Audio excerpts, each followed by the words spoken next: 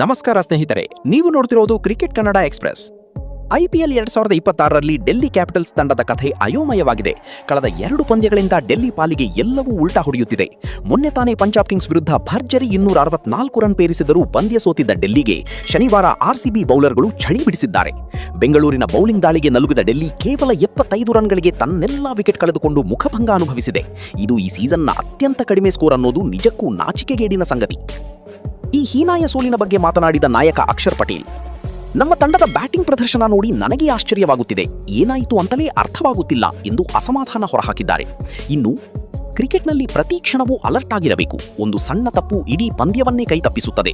ನಾವು ಪಾಸಿಟಿವ್ ಆಗಿರಬೇಕು ಮತ್ತು ಕಳೆದ ಪಂದ್ಯಗಳ ತಪ್ಪುಗಳಿಂದ ಪಾಠ ಕಲಿಯಬೇಕು ಎಂದು ತಂಡಕ್ಕೆ ಕಿವಿಮಾತು ಹೇಳಿದ್ದಾರೆ. ಇನ್ನು ಭುವನೇಶ್ವರ್ ಕುಮಾರ್ ಮತ್ತು ಹೇಜಲ್ವುಡ್ ಸ್ವಿಂಗ್ ಬಗ್ಗೆ ಕೇಳಿದ ಪ್ರಶ್ನೆಗೆ ಉತ್ತರಿಸಿದ ಅವರು, ಅವರಿಬ್ಬರು ವಿಶ್ವದರ್ಜೆಯ ಬೌಲರ್ಗಳು. ಯಾವುದೇ ಪಿಚ್ನಲ್ಲಾದರೂ ವಿಕೆಟ್ ಪಡೆಯುವ ತಾಕತ್ತು ಅವರಿಗಿದೆ. ಆದರೆ ನಮ್ಮ ಆರಂಭಿಕ ಬ್ಯಾಟರ್ಗಳು ಇವರ ದಾಳಿಯನ್ನು ಸ್ವಲ್ಪ ತಾಳ್ಮೆಯಿಂದ ಎದುರಿಸಿದ್ದರೆ ಪಂದ್ಯದ ಚಿತ್ರಣವೇ ಬೇರೆ ಇರುತ್ತಿತ್ತು ಎಂದು ಬ್ಯಾಟರ್ಗಳ ವೈಫಲ್ಯವನ್ನು ಎತ್ತಿ ತೋರಿಸಿದ್ದಾರೆ.